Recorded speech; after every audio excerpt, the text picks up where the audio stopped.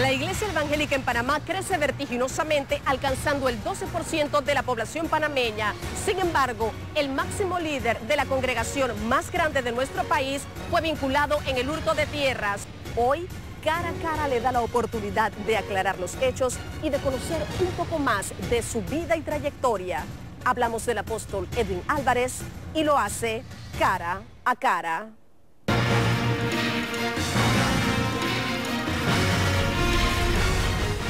Amigos, ¿qué tal? Hoy en Cara a Cara vamos a hablar de un tema que ha sido noticia durante toda esta semana y presento de inmediato a nuestro invitado, el apóstol Edwin Álvarez, quien lidera la iglesia evangélica más grande de Panamá, la Comunidad Apostólica Osana. Apóstol, gracias primeramente por abrirle las puertas a Cara a Cara. Yo he escuchado a usted decir muchas cosas, me han asoleado, van a limpiar el piso conmigo por haber adquirido unas tierras, ha mostrado usted ya las facturas de que se hizo eso, y vamos a hablar un poco sobre todo lo que ha desencadenado tal vez una buena acción para hacer cosas buenas en Panamá. Pero antes yo voy a comenzar por aquí porque quiero también hablar de la labor de la Iglesia Evangélica en Panamá.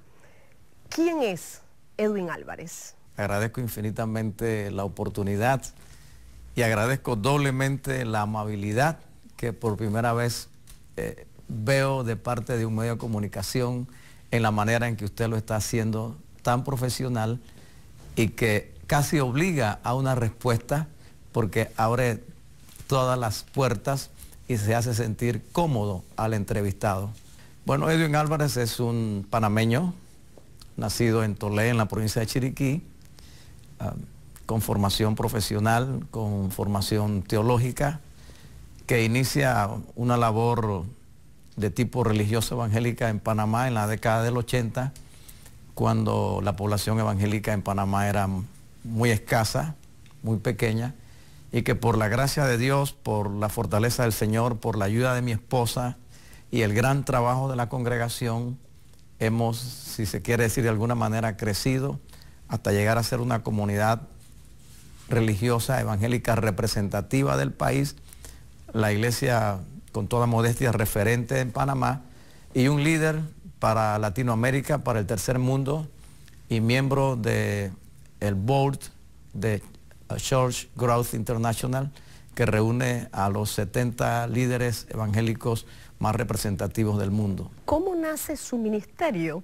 Una persona que lidera, como usted bien lo señala, la iglesia evangélica más grande de Panamá, debió tener un inicio muy fuerte y muy firme. ¿Cómo nace el ministerio del pastor Edwin Álvarez? Bueno, muy fuerte no, pero muy firme sí. Yo estudié en la Facultad de Derecho de la Universidad de Panamá, en la época en que las ideas revolucionarias y socialistas eran las de boga. Como tal, seguía la corriente del ateísmo, pero a causa de una afección cardíaca, de una enfermedad, me vi en la necesidad de buscar una ayuda superior y allí fue donde, en cortas palabras, le dije a Dios que si Él existía y si era verdad, que escuchaba la oración que me escuchara, que si Él me sanaba yo le serviría el resto de mi vida. Dios lo hizo, soy un hombre totalmente sano, pasé todas las pruebas posteriores y luego sentí la necesidad de cumplir mi compromiso. Si Él me sanó, yo tengo que servirle. Y sometido a las leyes de organizaciones religiosas, en este caso organizaciones serias como la Asamblea de Dios, bajo la dirección de mi pastor Lowell David, iniciamos un trabajo en el centro de la ciudad, donde fue el lugar donde Dios me indicó, la visión del Señor me indicó, con un pueblo pues muy humilde, muy sencillo, pero pueblo de verdad, pueblo, pero bajo una promesa que está en Sofonías 3:12 que dice, y dejaré en medio de ti un pueblo humilde y pobre, el cual confiará en el nombre del Señor. Sí, veo que la visión definitivamente que Dios le ha dado para Panamá, y no solamente para Panamá, sino para el mundo entero, ha sido grande. Por ejemplo, yo leía un poco sobre Osana y veía que ustedes comenzaron en Caledonia con 50 miembros, sí. Pasaron a la Ricardo J. Alfaro con 2.000 miembros, luego el Kilómetro Cero, que es donde hoy se encuentran, sí, con 5.000 miembros hay capacidad, y Osana tiene aproximadamente 17.000 miembros. No, tenemos más de 20.000. Más de 20.000 miembros. Tenemos 20.000 miembros, unos 25.000 miembros en la sede central pero tenemos alrededor de 100 congregaciones regadas por el país. Nosotros llenamos el estadio Rommel Fernández sin propaganda, sin nada, lo llenamos completamente y dejamos 5,000 personas por fuera. Eso ni en el mejor juego de fútbol de Panamá. Eso no es para alardear ni nada, pero es la realidad. Yo pienso que si lo vemos desde el punto de vista musical, tenemos a Rubén Blades. Desde el punto de vista del boxeo, tenemos a Roberto Durán. Desde el punto de vista del béisbol, tenemos grandes figuras como Mariano Rivera. De alguna manera, lo que fuera de Panamá se proyecta como la iglesia de referencia es la comunidad apostólica Osana, porque es la que ha logrado incluso, por la misericordia de Dios, milagros tan grandes, pero milagros tan grandes como este. Entonces, en ese sentido, le agradezco una vez más infinitamente su amabilidad, porque esas son cosas que el público desconoce. Sin embargo, cuando hay un hecho que pudiera tirar una mancha a esta labor, ese hecho se convierte en noticia. Toda la labor de tantos años no es noticia para mucha gente. ¿Qué pasó con Edwin Álvarez, el hombre? ¿Se sintió dolido, resentido, enardecido? Pastor, esa respuesta usted me la va a dar cuando nosotros regresemos de la siguiente pausa comercial. Esto es Cara a Cara. Fraude hay en todas las áreas y en todas las profesiones. No toda persona que levanta una carpa es de Dios.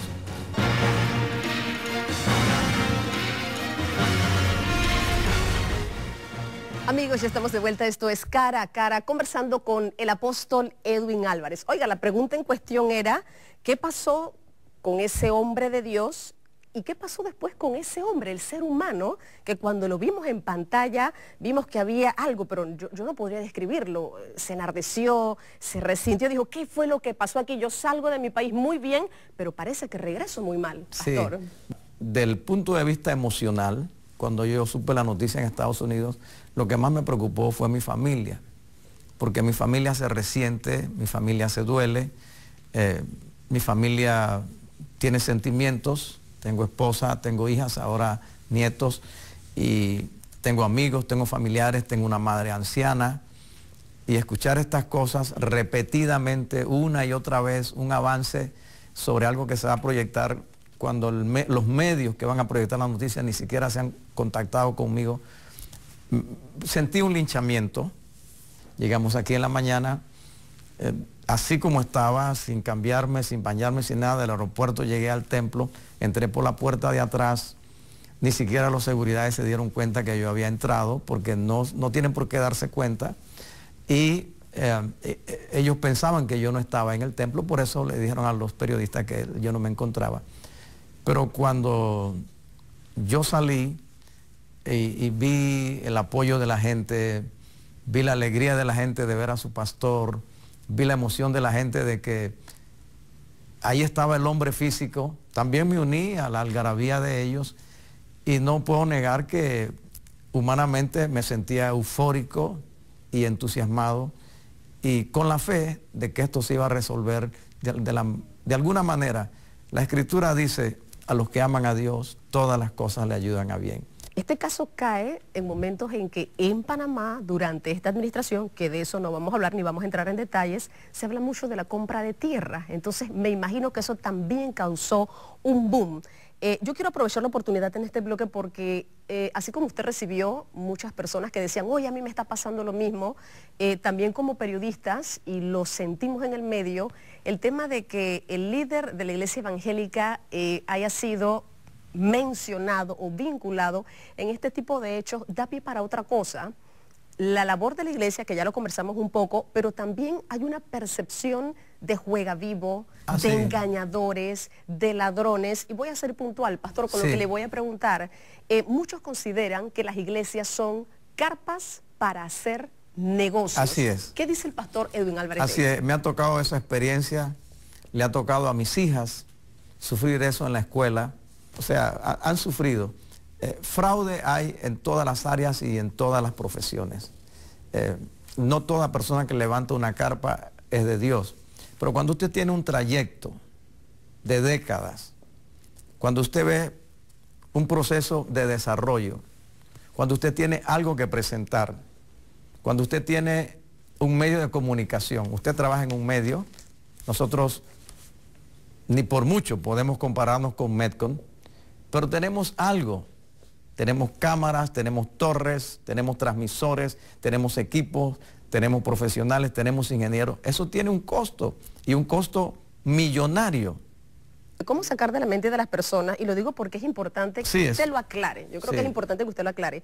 Que todas esas cosas no se las lleva, por decirlo de alguna manera, el pastor. Por ejemplo, la gente pregunta. Hay unas, o sea, todo está bajo personalidades jurídicas.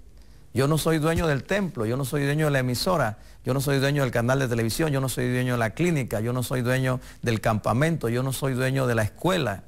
Son personalidades jurídicas. Nosotros nos amparamos bajo una personalidad llamada Concilio General de las Asambleas de Dios. Es como la Iglesia Católica. Monseñor Ulloa, con todo respeto, no es el dueño de las esclavas, ni es el dueño de la Iglesia del Carmen, ni es el dueño del santuario. Esa es la Iglesia Católica. Igual ocurre acá. Son personalidades jurídicas. Yo salgo mañana. La personalidad jurídica sigue y continúa con quienes la organización designe que estén al frente de la organización. Yo tengo mi carro, yo tengo mi casa, eso es mío, pero lo demás le pertenece a la organización. Los terrenos que se compraron en Chiriquí no eran para Edwin Álvarez, eran para la Asociación Cristiana de Comunicación, que rige esta parte de la iglesia en Chiriquí. O sea que el pueblo debe tener claro que una cosa es el individuo como persona que regenta y otra cosa es la organización, la institución o la personalidad jurídica, en este caso Asociación Cristiana de Comunicación, Concilio General de la Asamblea de Dios, Comunidad Apostólica Osana, que son los propietarios de los bienes. Apóstol, por ejemplo, si yo le preguntara a usted, ¿Edwin Álvarez es un hombre millonario? ¿Usted qué me respondería? Yo digo que sí. Nosotros somos millonarios en fe, nosotros somos millonarios en... Yo sí me siento de veras agradecido con Dios por esto, por haberme convertido en un hombre millonario de tantos sentimientos buenos de tanta gente. ¿Y económicamente, pastor? Bueno, económicamente yo no soy millonario, pero soy una persona que tengo mis necesidades. Pablo dijo, teniendo sustento y abrigo, estemos contentos con esto. Voy a ir a la pausa, pero hay mucha tela que cortar también y quiero aprovechar porque se acercan unas elecciones en Panamá. La Iglesia Evangélica, por supuesto, también ora mucho, siempre lo vemos en los cultos, orando para que se pueda escoger a la mejor persona, y también vemos que colaboradores muy cerca del pastor Edwin Álvarez están en posiciones muy especiales. Por ejemplo, en este caso, el pastor Gerald dentro de Cambio Democrático. Vamos a hablar sobre ese y otros temas de interés, pero eso, pastor, lo vamos a hacer casi que en breve. Vamos a esta pausa y retornamos con más, conversando con el apóstol Edwin Álvarez. Pero yo creo que como el presidente, así pensó cantidad de personas. Yo recibí llamadas de Juan Carlos Navarro, el licenciado Juan Carlos Navarro, recibí una llamada, yo lo puedo decir, diciéndome, yo creo totalmente en su integridad, creo que esto es una patraña, él me lo dijo así.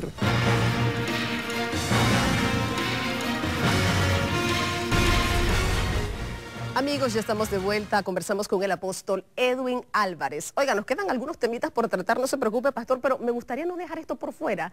La política en el tiempo del gobierno de la presidenta Miriam Moscoso, es más, yo creo que fue el tiempo donde Osana, la televisión específicamente. Ella le tocó la inauguración. Correcto. Sí. Y hoy en día nosotros vemos que, por ejemplo, hay un colaborador muy cerca que está aspirando a la alcaldía por Cambio Democrático. ¿Cómo visualiza el apóstol esto de la política y la iglesia, pastor? Bueno, el pastor Gerald ya tuvo una experiencia, él fue candidato independiente en la elección pasada, llegó en segundo lugar, muy bien respaldado, pero con muy pocos recursos, con escasa organización, y algunos piensan que si hubiera tenido un representante en cada mesa, tal vez la historia hubiera sido otra. En esta oportunidad él me comenta su nuevo interés.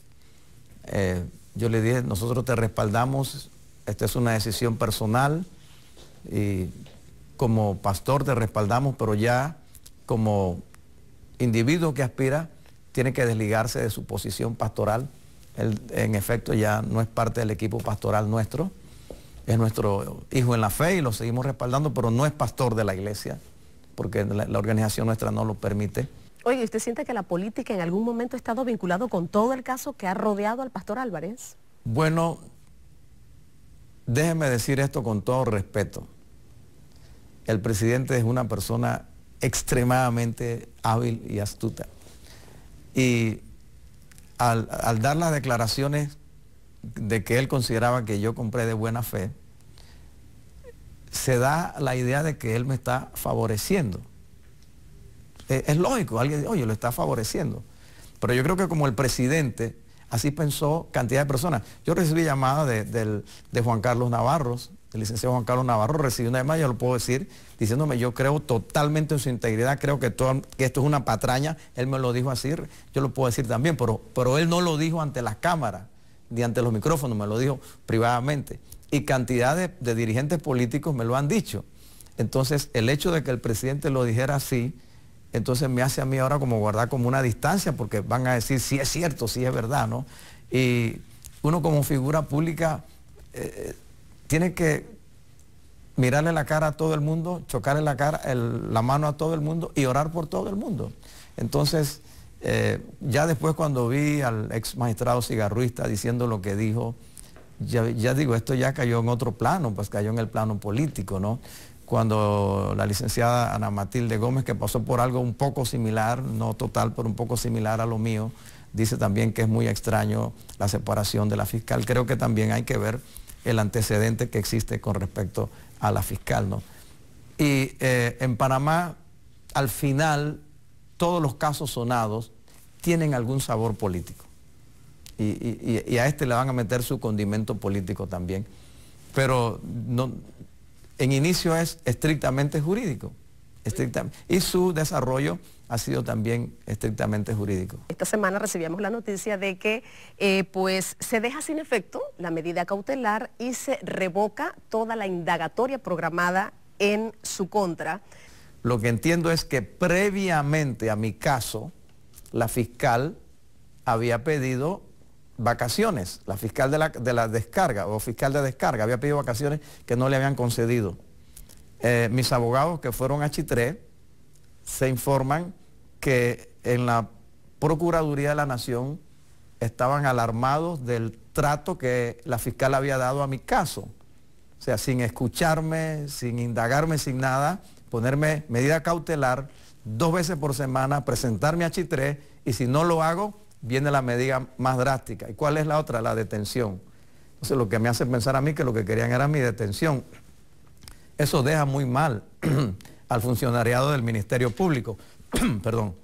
Y en vista de eso, que eso es una aberración, que cualquier abogado de cualquier tendencia en Panamá le puede decir que eso es impracticable, el Ministerio Público aceptó la solicitud de vacaciones de la señora y lo reemplazó por otro que hizo un análisis diferente y tomó una decisión en base a peticiones que se habían hecho desde el mes de enero de este año y que la fiscal de descarga no había resuelto cuando la ley le concede 4 meses para resolver. El abogado presenta este incidente de controversia desde enero de este año y nunca lo resolvió.